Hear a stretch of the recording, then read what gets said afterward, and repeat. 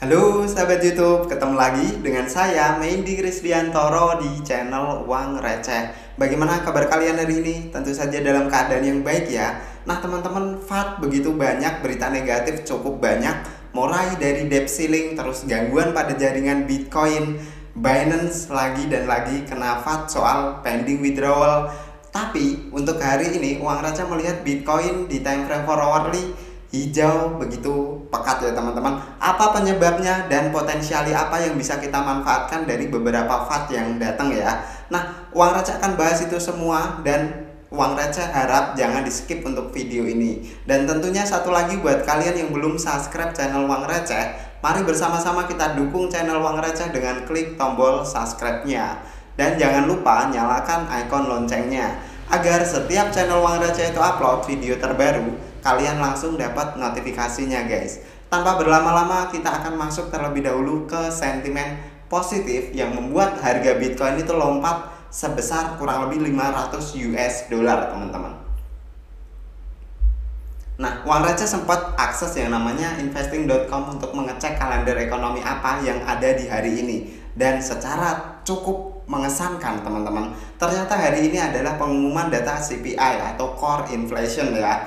Nah, di sini untuk CPI itu sendiri, month of month-nya di bulan April, angka aktual itu sama dengan angka konsensus di posisi 0,4%. Artinya di sini Uang Receh itu melihat bahwa inflasi di Amerika Serikat sana sudah cukup bisa terkendali meskipun kita melihat angka konsensus dan angka aktualnya berada di posisi yang sama 0,4. Nah, kita cek lagi untuk year of year-nya. Nah, ini yang cukup bagus kalau menurut Uang Receh.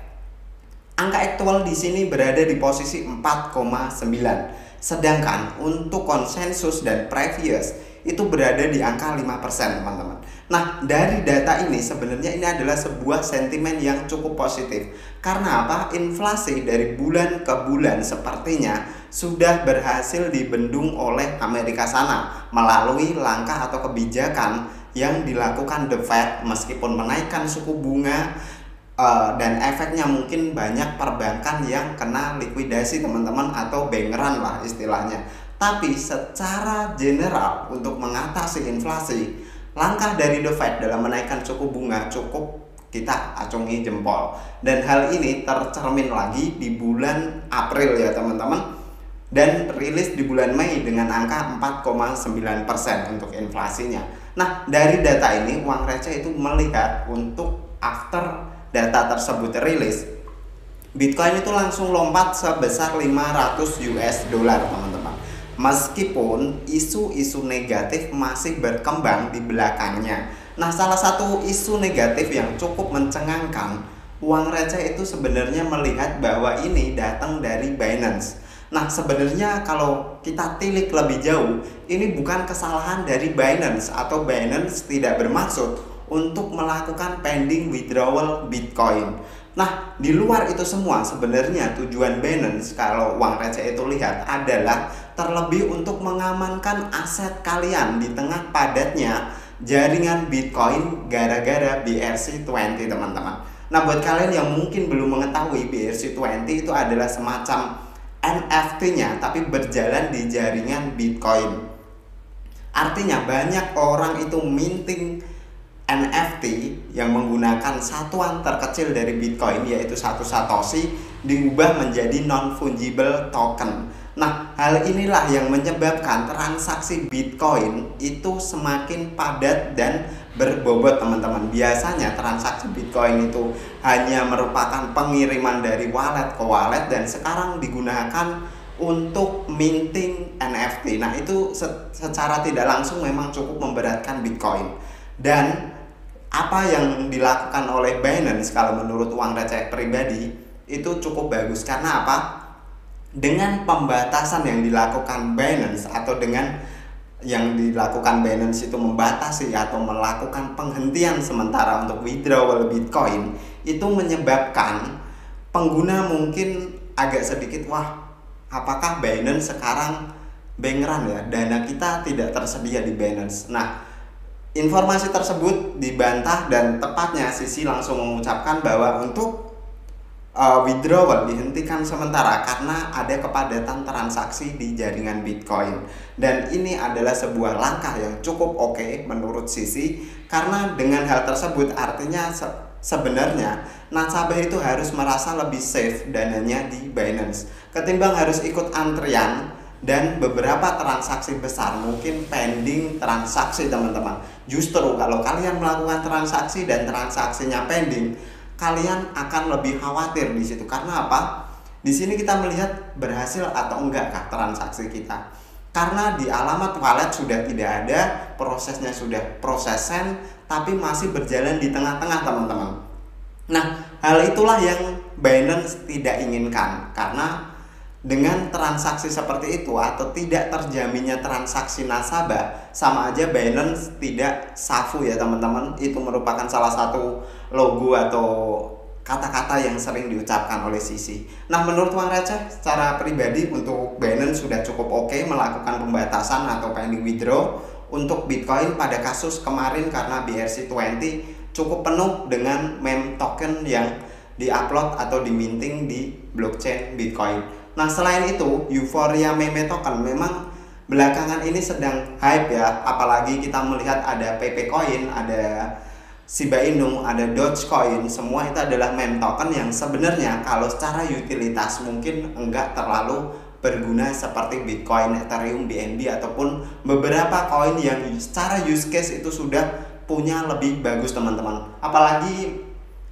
meme token yang PP itu yang bergambar kodok itu yang mungkin sudah ribuan persen naiknya. Apakah kita layak membeli? Kalau uang receh sarankan enggak ada layaknya sedikit pun untuk PP. Karena apa? Dari kita membaca white papernya itu tidak punya use case sama sekali, melainkan itu hanya mengandalkan popularitas dari PP The Frog teman-teman. Artinya itu memang benar-benar murni buat koleksi. Memang kalau kalian mau gambling di sanalah tempatnya, tapi di sini uang receh menyarankan buat kalian gak ikut-ikutan, kecuali memang kalian ya udahlah nyoba sedikit, tapi terserah kalian. Tapi saran dari uang receh, do your own research terlebih dahulu sebelum kalian membeli meme token. Berdasarkan use case kah, ataukah memang itu kalian mau koleksi aja atau seperti apa. Nah, kita lanjut ke pembahasan untuk candlestick dari Bitcoin. Nah, di sini untuk price actionnya menurut uang receh pribadi, di sini kita masih bergerak dalam sideways yang cukup panjang untuk range-nya teman-teman. Untuk range atas kita batasi di angka 31.000 dan untuk range bawah kita melihat beberapa kali pergerakan Bitcoin itu sempat menyentuh daerah dimension dan hampir saja menembus dimension. Tapi kalau menurut uang receh pribadi, daerah dimension area sini itu cukup mampu mempertahankan pergerakan Bitcoin. Posisinya berada di angka 26.600 sampai 27.000. Nah, melihat pergerakan Bitcoin untuk malam ini, uang receh cenderung sedikit mungkin ini masih dalam potensi besar untuk Bitcoin terus biris, tapi potensi kenaikan ini mungkin hanya untuk mengejar